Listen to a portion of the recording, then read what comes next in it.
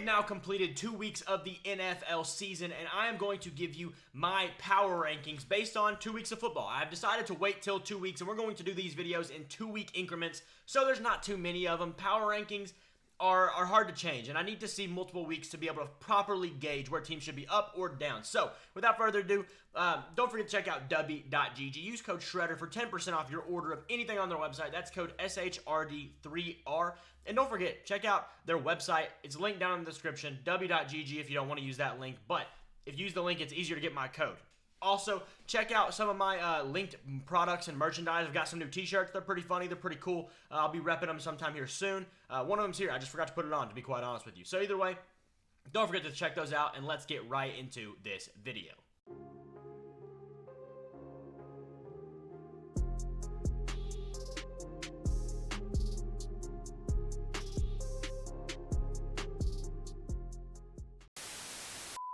Let's get straight into this one. Number 31 through 32, the worst two teams in the league. These teams are effectively already eliminated from any kind of contention. First off, the Panthers. These are going to be ranked tiers. You'll see how they work out later. The Panthers are the worst team in the NFL. They are not good. End of story. They benched their second-year quarterback only 2 games into the season. I think that is the right move, honestly. He's been really, really, really bad, and the team has been really, really, really bad. However, the whole team's on fire. Let's go ahead and take the one thing that also is very much on fire as well, and not in a good way. I'm talking a dumpster fire. Take them out of the coordination so that way, we can look at with a quarterback who, Andy Dalton, put some respect on his name. He's a fine player. He's going to do better than Bryce Young has. A guy who's, seasoned and well seasoned at that. Put him in, and let's figure out what the other real issues are. Moving on, the New York Giants are the worst, second worst team. They are 31. As you can see, they go ahead of the Panthers. That means they're better, right? No, they're not good either. Daniel Jones. Moving into the next tier, 26 through 30, and number 30 is going to be your very own Denver Broncos. The Denver Broncos are, they just have a lot of questions surrounding them. I can really put this on a lot of the fact that their roster talent just isn't very good. Wide receiver 1, Courtland Sutton. He's probably a wide receiver 2. A pretty solid wide receiver 2, but a wide receiver 2. Wide receiver 2 on their team, Marvin Mims. Yeah, not sure about that one. Anyways, moving on from that. The defense, they have PS2. Whoop-de-doo, that's a great player. The rest of the defense is, not that impressive. So, talent-wise, roster talent-wise, it's just not a great team. Moving on, number 29 is the Commanders. The Commanders have looked very back and forth so far. They got a win against the Giants. Congratulations. I mean, do you want a cookie? You barely beat them, and really probably shouldn't have in a lot of ways. But either way, they did get the win. They get this high up, and that's probably as high as they're going to deserve to be. Moving on from them, who are they? Tennessee Titans are next. The Tennessee Titans have had a lot of struggles. Will Levis has looked very questionable. The whole offense really has not been that great. However, they're scoring points. I'll give them that much credit. They just can't seem to win games, and they seem to make very critical mistakes when it matters most. I think they'll be fine. I think Will Levis is just having a little bit of this, general struggles that, he's still effectively in his rookie season in terms of games started. He didn't start all of last season, so give him, 16 games to really prove himself, and we'll see. I have hope for him, but just not playing good so far through 2 weeks. Then, another member of the AFC South, the Jacksonville Jaguars. Not a great time they're having either. The Jaguars they should be better than this. Trevor Lawrence, Travis Etienne, Evan Ingram's decent. Christian Kirk and Gabe Davis are fine. I mean, not special, but fine. Who else you got? I'm trying to think here. You've got more than you should be doing this bad with. We'll say that much, right? No, they're really underperforming right now. I think they'll get it back on track, but I don't know. They've got issues they've got to figure out big time. And finally for this one, the New England Patriots get all the way up here. They've been surprisingly competitive. This is as high as I could possibly put them, and I think they deserve every bit of it. Yeah, are they great? No, they're not. But they beat the Bengals last week. I don't care what happened in that game. They beat them. End of story. That's insane. And then week 2, yeah, they did lose. But, they shouldn't have won the first game, period. Moving on to our next tier, 21 through 25. At the number 25 spot goes the Las Vegas Raiders. They have not been very good. They get, they get a win versus the Ravens, but let's be real. The problem with them is the fact that their quarterback is Gardner Minshew. And it's just not a lot to work with. Their skill positions outside of receiver are just not great. I mean, tight end Bowers, but he's a rookie. You don't know much about him yet. He's been pretty good to this point, but I just can't put them any higher. It's Gardner Minshew. There's not a whole lot you can do there. They beat the Ravens on some really dysfunctional gameplay. More power to you, but, I mean, I don't know what to expect from them for the rest of the season. I can't put them any higher. Moving on from that, the Rams, a big faller from this week, getting absolutely slaughtered by the Cardinals, and it really doesn't help that they have lost a lot of key pieces to this season already. Puka Nacua out for some time, Cooper Kupp out for some time. I can't put them any higher. It's just because of all that. Then we're going to the Bears. They get a little bit of a bump because their defense has been playing so well. The offense got to figure it out. This is exactly what I predicted. The Bears were going to struggle to open up the season. They have. Caleb Williams, he's a rookie. He needs some time to develop. CJ Strouds don't happen very often. And, don't overreact. He's still a great talent. He's still a great prospect. He just has to prove himself on the NFL level. Yeah, he has to do that. He hasn't done that yet. I think he will in sooner time than later. Give him about 6-7 weeks. If we're still struggling this bad, all right, then we can kind of consider panicking. Just considering it, right? Then we move on to number 22, the Indianapolis Colts. The Colts have been very disappointing. I don't think they've won a game yet. Now I'm just kind of forgetting. But Anthony Richardson has been just incredibly disappointing. But Alec Pierce has been incredibly appointing? I don't know. Not disappointing. He's been incredibly impressive, really. Alec Pierce, the offensive line has not been as good as I thought they'd be. Part of that could be Anthony Richardson. The defense just lost to Forrest Buckner. That's a big deal. The defense hasn't been very good at all. Lots of questions here. Shane Steichen, get it under control, man. I really want to see this team do well, but right now they just aren't at all. And number 21, the Arizona Cardinals, a massive win versus the Rams this week, but it's a division rival. Especially in divisional games, a game can go either way. It just can. Not all the time do you have, teams that aren't in the same division beating up on a team that they should never beat. But in division games, there's different things that happen. They know each other too well. Things can get over. And obviously, the injuries didn't help. But Cardinals, good through 2 weeks. I think they'll do a lot better throughout the rest of the season. Marvin Harrison had to get his feet under him. And it looks like he did that early in week 2. 16 through 20 now. Starting off, number 20 is the Atlanta Falcons. They get a good win versus Philly last night, as I'm recording this at least. And then, they had a struggle in week 1 at Pittsburgh, but Kirk Cousins really came to life in the second half of the Monday Night Football game versus Philly. That was the big key for me. Seeing him get his feet under him, seeing that he looked healthy. He did in that second half. He drove the ball. He stood like he should. I don't know. I think maybe part of it was he just had to get right with himself. A lot of it did come on that last, 1.5 minute drive. But either way, Kirk Cousins looks like he's gotten it back together, and I am hopeful for this team to do a lot of good from here on out. After the Falcons, we have the Dolphins. They fall pretty far. Obviously, they got floored by the Bills and just kind of beat up on pretty bad. Only 10 points for this offense. I know Skylar Thompson came in with quite a bit of time left, but, they weren't really much better before that. And also, you have Mike McDaniel. What's your excuse? Morale, I guess? I don't know. Either way, really bad loss, and not to mention the fact that they're going to have to deal with Skylar Thompson or Snoop Huntley playing for quite a while. That bumps them down pretty significantly. After that, the Cleveland Browns, they get a win this week, but lost pretty badly to the Cowboys last week, and the Cowboys lost pretty badly this week, which we'll talk about later. So, I can't really give them much credit. Deshaun Watson's completed less than 60% of his passes so far. The running game looks better than it has, but just not a lot to work with at this point. I just can't see a whole lot of positive in this Cleveland offense right now. Nick Chubb is the positive on the horizon of whenever he is able to come back, but until then, there's definitely not a lot of positive. Deshaun Watson, he's just not proven himself. Football only here, not talking about anything else, just football. I wish he would prove himself because he was a really good player and an exciting player to watch back in Houston, but anymore, it's hard to vouch for his football play. It's just not working. And after that, we go to the Jets. The Jets, had a rough week 1, but week 2 came back, got what they needed to do, and I think they'll be fine. Rodgers hasn't played. You got to give him time to warm up, and we'll see that. I think he gets on a little bit of a heater here soon, and probably carries it through a majority of this season. Going into number 16, the Cincinnati Bengals are going to land here.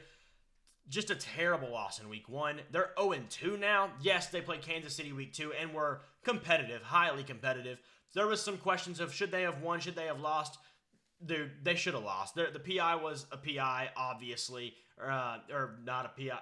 I don't know. There's a play that I've been seeing where the defender runs through the back of the receiver. It was a PI, dude. There's a lot of complaints in that game. The only complaint I have is Patrick Mahomes stopped saying to stop complaining when you can't stop complaining last year to Josh Allen. That's such a baby move, bro. That's ridiculous. But beyond that, we'll go up to the next tier here. Number 15, the Seattle Seahawks. They're the lowest ranked 2-0 team. They're 2-0. That gets them this high, but I just can't put them any higher. They've not been incredible by any means. Their defense ain't incredible. Their offense ain't incredible. It's just a lot of mediocre, and it's got them to win. Keep going. Get better. That's all I can say there. After that, the LA Chargers. I've got to see more from them.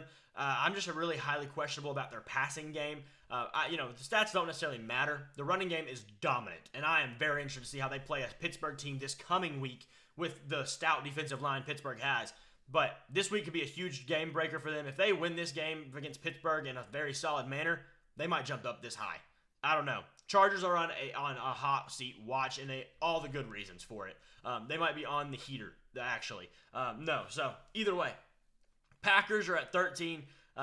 This might be a little bit testy, but I'm giving them credit for playing Malik Willis and still getting the win versus Indy. Malik Willis actually looked really solid, did a lot of good things, and, Malik Willis stand number one right here. I think he could be really good. He just needs his time. He's got a lot of talent, and he seems to have some ability, too, unlike other quarterbacks in the league. But I'm hopeful for this one. Matt LaFleur's like a really good coach, putting his quarterback in good positions to win. More power to you for that. After them, going to Baltimore. The Ravens down outside of the top 10 because they're 0-2 and have had a pretty bad loss to the Raiders now. I mean, that's bad. You can't say anything else. That's bad. I don't care what your excuse is. I thought Lamar was an MVP. I thought he should be better than that.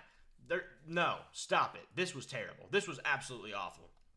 There's no excuse. And number 11, the Dallas Cowboys. Massive, massive loss this week. Just embarrassing to the Saints. And, I understand the Saints look really good, but at the same time, the Saints, would I be shocked if in 2 weeks they're 0-2 in the last 2 weeks and are looking terrible? Not really. They're the Saints. But at the same time, give them credit for what they have done. Obviously, they're not on the list yet, so don't think I'm hating on you Saints fans. But I think you understand what I'm saying. 2 weeks ago, we wouldn't have expected this at all. Finally, getting into this top 10 category. Number 10 is the Vikings. 2-0? Is that right? 2-0? And they beat the Niners? And they beat the Niners? That's a really high-quality start for the Vikings. And, I'm impressed, no doubt about it. Sam Darnold's looked really solid, and that's what I figured. Kevin O'Connell is a very good coach, quarterback whisperer, per se. And not to mention, they have good weapons. Even though Hawkinson's been out, now Justin Jefferson's out. Addison's out too. Well, now that I'm thinking about it, they could be in for some hurt in the next couple weeks considering their schedule and also the fact that all of their weapons are gone besides Aaron Jones. But, give them credit for what they've done to this point. That's what we're here for. Moving on from them, the Pittsburgh Steelers land at number 9. Concerned about their offense? Somewhat, yeah. The non-concerning factor is the fact that Arthur Smith is a legitimate offensive coordinator. Those of you who hated on him because of his Atlanta days, you were absolutely wrong, and I told you that the whole time. He's a good coordinator. We've seen that. He's not a good head coach. That's just what some people are. Some people are good coordinators. Some people are good coordinators and not good head coaches. End of story. Their defense, though, is absolutely dominant. Just ferociously dominant. They are very, very good defensively. And, impressive, to be honest. They've put Justin Fields in position to win. He's a backup quarterback in the NFL. He just is. He's not good enough. If you've watched the games, you've seen that he's done nothing spectacular. He made this throw that got called back for penalties. Okay, yeah, sure. It was a good throw. That's the one throw you get from him in 2 weeks that actually was worth anything. Everything else, he throws behind Najee on a slip screen. He throws behind these receivers on out routes and short flats that would be picked if anybody was nearby. Thankfully, they weren't, but it's just, they're not as great as they may seem offensively. They're just catering to Justin Fields' inability. But they're doing it well. Give them credit for that. Moving on. The Texans come in at number 8. Solid to this point, but a little bit shaky. I predicted them to have a pretty rough season here in year 2 for their quarterback and head coach duo. And I'm still going to stick with that, honestly. They've kind of played into it. Yes, they are 2-0. However, they've been some shaky wins, especially this past week. They didn't beat the Indianapolis Colts in week 1 very strongly. These games they got to win. They've got to win and show that they are winning these games. But I just got to see more, man. I have to see more. They're concerning, and I'm not going to give them credit a ton. I mean, they're number 8. I'm not going to give them top 5 credit for, barely beating some teams they probably should have beaten. Then, moving on, the Lions. They put up a stinker against Tampa Bay. They almost fixed it, but they didn't. They're as good as they can be on this list, I guess, at this point. Showed up good in week 1 for the most part. Week 2 was shaky. Need to get better. They're going to be a faller. They're kind of the Chargers opposite. They're going to be the big one on watch to fall. Chargers are the big one on watch to rise. After that, we go to Philadelphia. The Eagles, just a mismanaged game at the end of it, and so much more on the players than I think the coaching. I know Sirianni's always going to catch a lot of flack, but Saquon has to catch that ball. End of story. You end the game there. And there's a lot of things that could have been done prior to, but they kept their timeouts. They did it all right. The players got to execute, and they did not execute at all. And finally, top 5. Tampa Bay is number 5. They have been pretty good, pretty dang good, but they, had 2 good wins. I got to put them here. I just have to. Number 4, the Saints. I really consider putting them under the Bucs because the Saints are the Saints, and, I still trust Baker more than I trust Derek Carr, even though I really do like Derek Carr as a player. But at the same time, the Saints have been really, really good. Defensively, really good. Offensively, really, really good. Clint Kubiak is him. I wanted him on the Steelers. He's not a Steeler. He's a Saint, and the Saints are really good. Sucks for me. Anyways, number 3, the 49ers. Rough loss to the Vikings this week. I have to give them the benefit of the doubt, though, considering their roster, the makeup of it, who they are. They're going to have a bad loss here or there. Most teams do. The Chiefs are going to have probably one of the Broncos this year in Kansas City. It's just what happens, but I mean, give them the benefit of the doubt for now. If they lose this coming week or maybe even the week after, we'll have some conversations. Moving to number 2, Kansas City Chiefs landed number 2. They beat Baltimore by a toenail, and they, a penalty flag or a missed field goal away from losing this past week. And they're 0-2.